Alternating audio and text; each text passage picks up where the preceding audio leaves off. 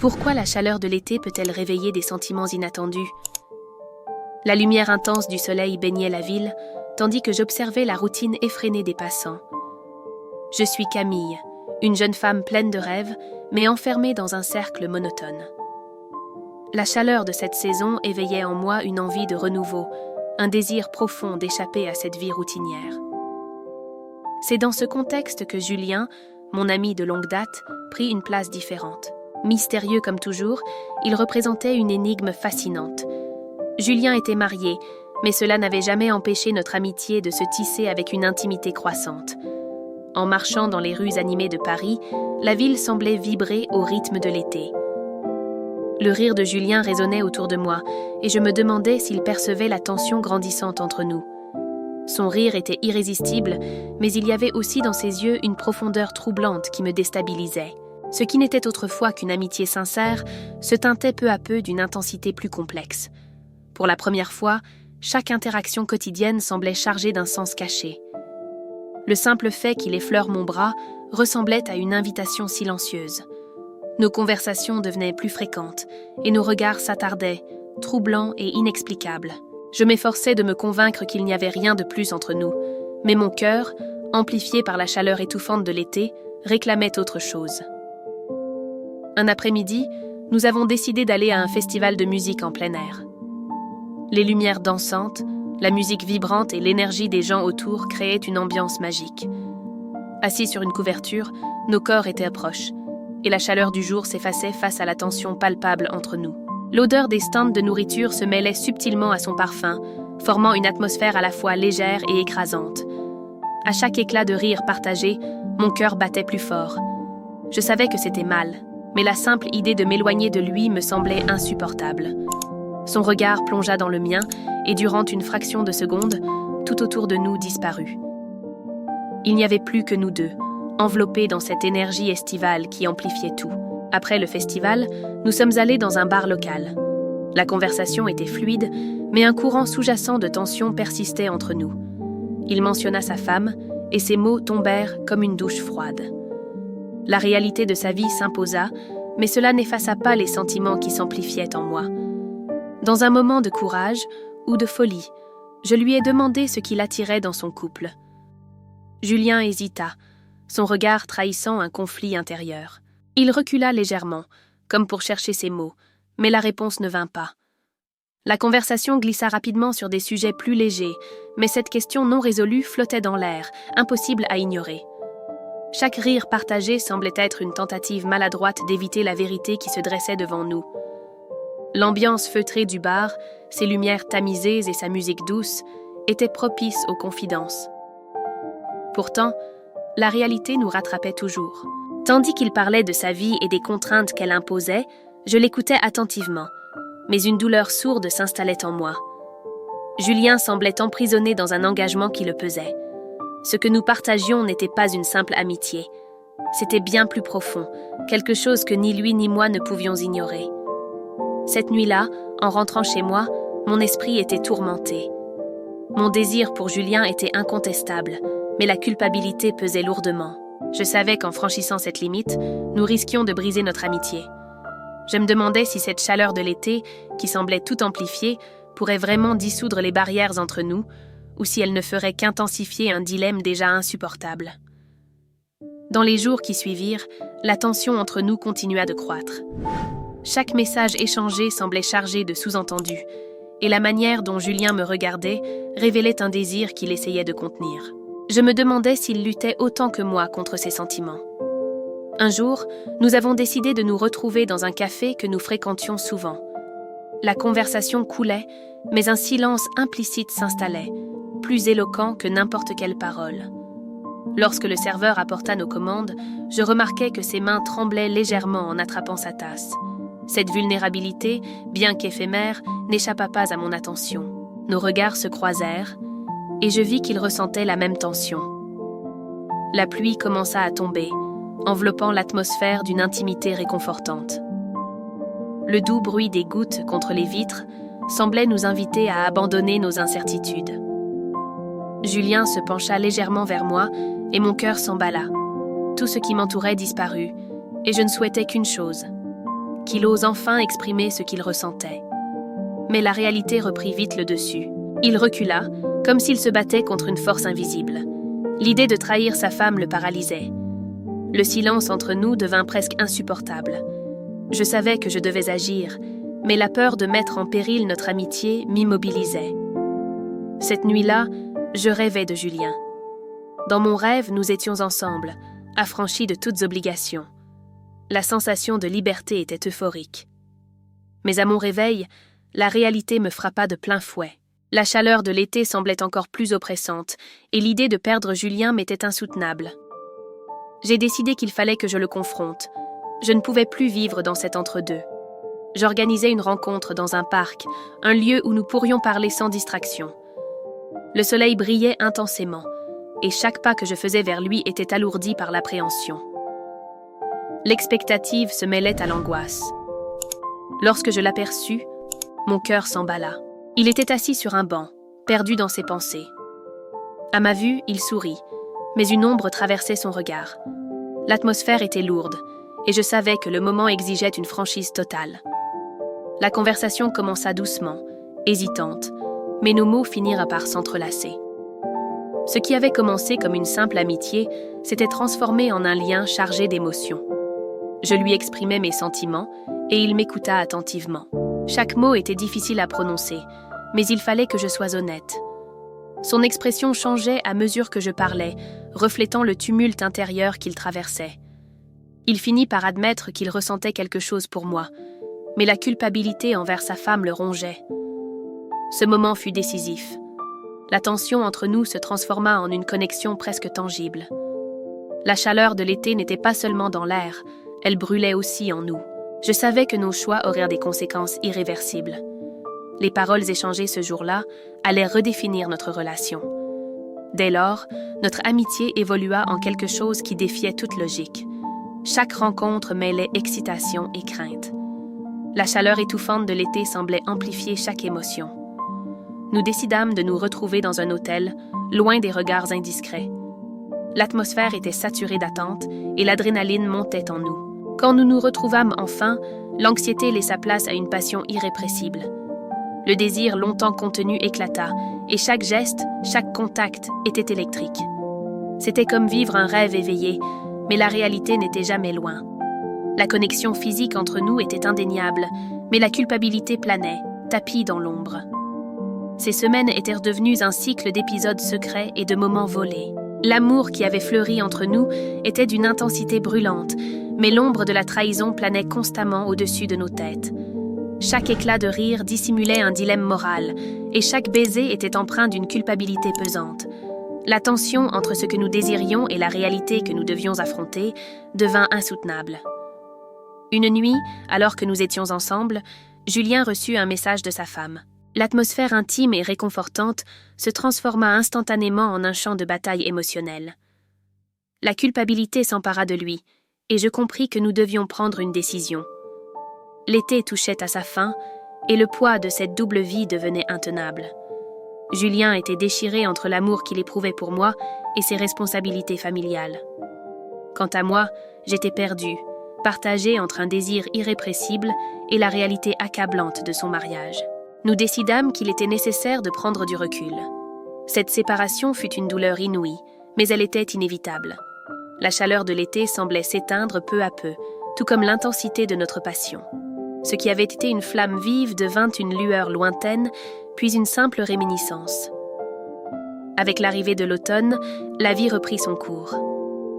Julien resta auprès de sa femme, mais le lien que nous avions partagé ne serait jamais oublié. Ces semaines d'amour interdit laissèrent des marques indélébiles sur nos cœurs. La trahison nous avait rapprochés, mais elle nous avait aussi éloignés. Le cycle de l'amour et de la douleur continuait. Cet été brûlant qui nous avait réunis devenait un souvenir empreint d'amertume. J'avais appris que le désir pouvait être insatiable, mais que la réalité finissait toujours par demander son dû. Ce qui avait commencé comme une amitié sincère s'était transformé en un dilemme que nous devions porter. Le temps passa, mais les souvenirs de cet été ne s'effacèrent jamais. La chaleur qui nous avait enveloppés s'estompait en un écho lointain, tandis que la vie reprenait ses droits. L'amour demeurait, mêlé à la douleur et à la trahison, sous une forme indéfinissable. Cette histoire ne s'achevait pas vraiment.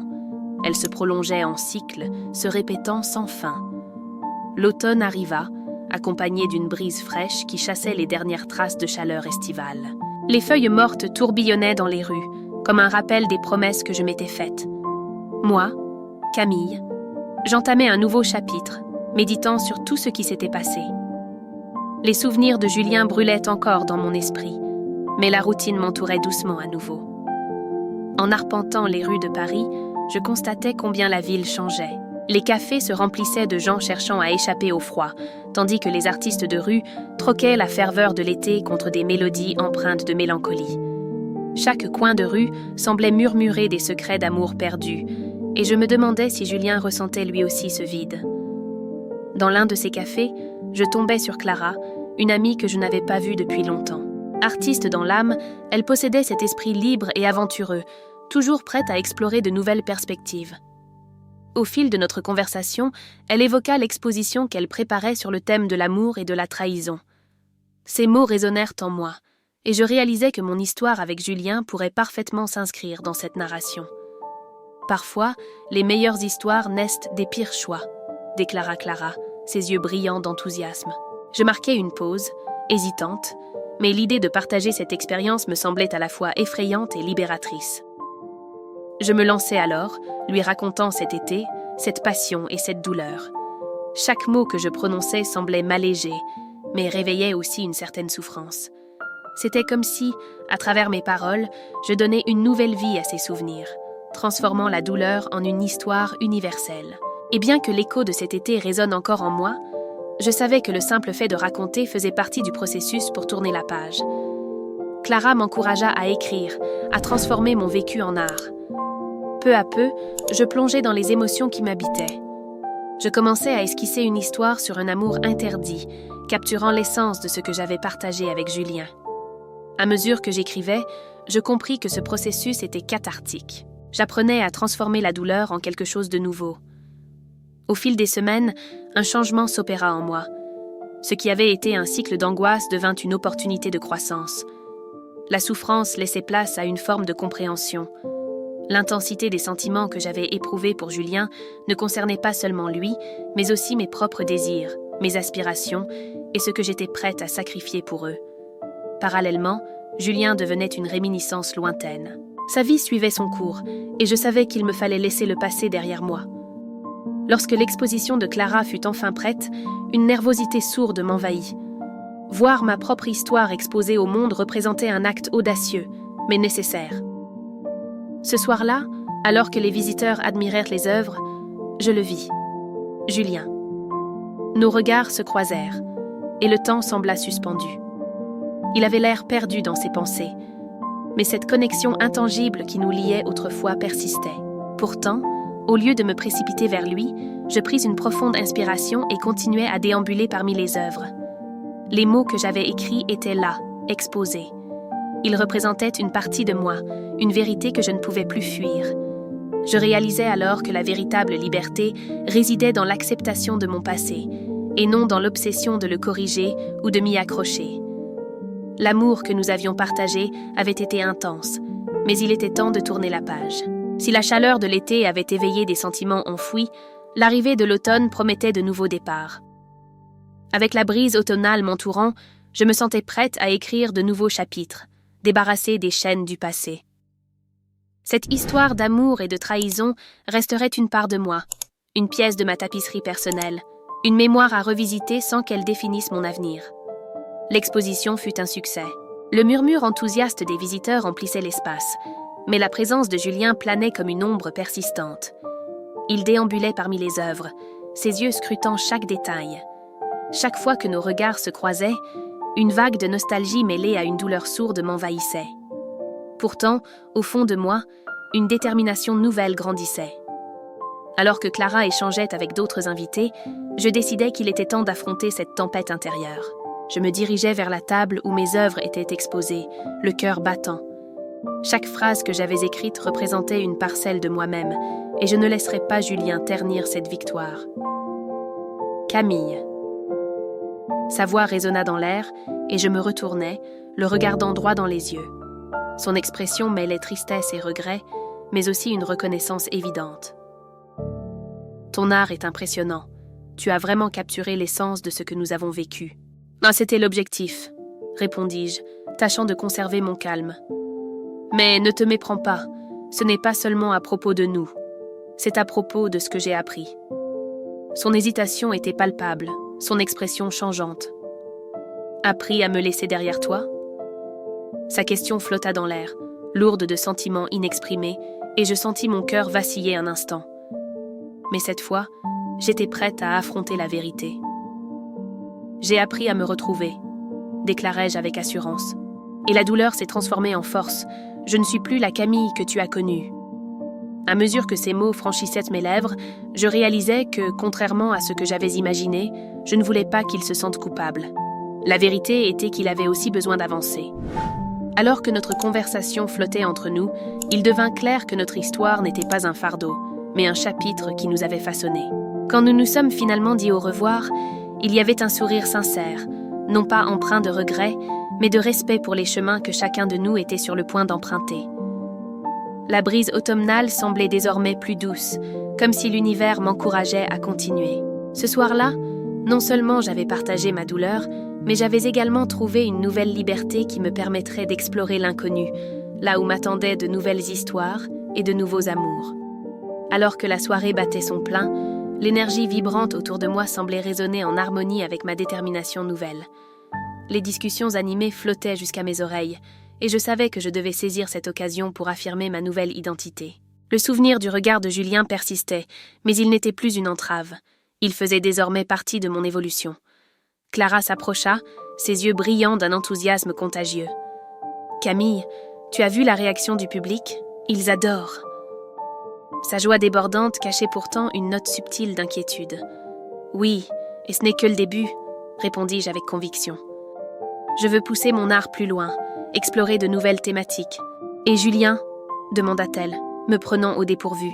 « Il te pèse encore ?»« Plus maintenant, » assurai-je, bien que l'incertitude subsiste quelque part au fond de moi. Je suis prête pour ce qui vient après. Alors que la fin de l'exposition approchait, une tension flottait dans l'air. Je sentais que mon art avait le pouvoir de connecter les gens, pas seulement moi et Julien, mais bien au-delà. Je me dirigeais vers un groupe de jeunes artistes présents, curieuses de leurs idées et de leurs aspirations. « Et si on travaillait ensemble sur un projet ?» proposai-je, ma voix assurée. Leur enthousiasme grandit alors que nous discutions d'idées, et je compris que c'était là mon véritable chemin. Pas seulement surmonter le passé, mais bâtir un futur riche et lumineux. Au fil de la soirée, chaque interaction me renforçait, et la certitude que la douleur s'était muée en un élan créatif se confirmait. L'art était devenu mon allié, et j'étais enfin prête à le laisser guider les prochaines étapes de ma vie. Soudain, un cri déchira l'atmosphère. Les regards se tournèrent vers le fond de la salle, où un homme à l'allure négligée, ses cheveux en bataille et son costume froissé, était maintenu par des agents de sécurité. Il se débattait avec une intensité qui attira mon attention. « C'est le père de Julien », murmura quelqu'un, et un frisson glacé parcourut mon échine. La révélation s'abattit sur la pièce comme une tempête imminente. Julien fit alors irruption, livide, ses yeux s'écarquillant en voyant la scène. Il s'avança d'un pas rapide, une expression mêlant colère et confusion. L'homme, maintenant debout, cria « Julien, tu ne peux pas me laisser ici, je suis ton père !» La salle plongea dans un silence absolu. La tension était palpable, et l'enchantement de la soirée se dissipa comme un rêve brisé. Le visage de Julien se tordit sous l'effet de la douleur, et je compris que cet instant allait tout changer. « Tu n'es pas mon père !» lança-t-il, la voix brisée par l'émotion. Le poids du rejet semblait écraser ses épaules, et je pouvais sentir la fragilité sous sa colère. La pression que je ressentais auparavant fut remplacée par une urgence nouvelle. Ce n'était plus uniquement une question de moi ou de mon art. Cela concernait Julien, sa vérité, et l'impact que ce moment aurait sur nos vies respectives. Les conversations autour de moi devinrent des murmures lointains. Cette nuit, qui devait être celle de ma renaissance, se transformait en un champ de bataille émotionnel, et je savais que j'étais sur le point d'y entrer, malgré l'incertitude de ce que cela signifierait pour mon propre chemin. L'homme continua de crier, sa voix empreinte de désespoir. Chaque mot semblait alourdir l'atmosphère, comme si l'air lui-même était aspiré hors de la pièce. Le regard de Julien, auparavant si vibrant, reflétait maintenant une tempête intérieure. Les invités, médusés, se mirent à chuchoter, certains s'éloignant discrètement, d'autres restant figés, captivés par la scène. « Tu ne sais pas ce que c'est d'être abandonné ?» hurla Julien, sa colère se transformant en larmes. Mon cœur s'emballa. Je voulais le rejoindre, mais quelque chose me retint. Que fallait-il faire? Être là pour lui comme une amie ou lui donner l'espace dont il avait besoin pour affronter sa douleur? Les agents de sécurité tentaient de gérer la situation, mais l'homme, dans un ultime élan de désespoir, tendit les bras vers Julien. « J'ai tout fait pour toi, j'ai changé !» Sa voix résonna comme l'écho de promesses brisées. Ce n'était pas simplement un affrontement familial, c'était une lutte entre le passé et le présent, et chaque personne dans la salle semblait forcée de prendre parti. Julien finit par croiser mon regard. Dans ses yeux, je vis un mélange de souffrance et de besoin. Ce n'était pas seulement une demande d'aide, mais une invitation à le rejoindre dans cette bataille émotionnelle. La fête était devenue une arène, et sans savoir comment, je compris que je devrais me battre à ses côtés, quel que soit le défi. La tension était presque insoutenable lorsque je me dirigeais vers Julien. L'impulsion d'agir s'imposa à moi, comme une force irrésistible. Avec des pas déterminés, je traversais l'espace qui nous séparait, mon cœur battant au rythme de l'intensité de la scène. Ce moment n'était plus uniquement à propos de lui. Il s'agissait de ce que nous étions, de ce que nous pouvions devenir ensemble. « Julien » dis-je doucement, tentant d'apaiser la tempête qui grondait dans son regard.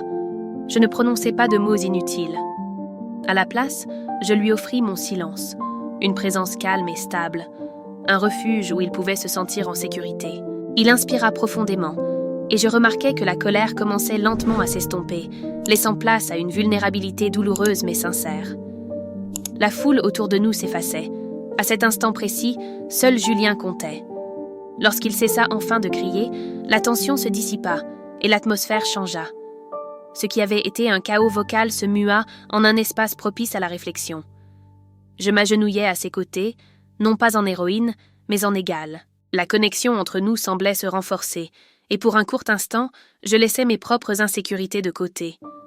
Ce n'était pas une résolution, mais un début. Une promesse que, quoi qu'il arrive, il ne serait pas seul dans ce combat.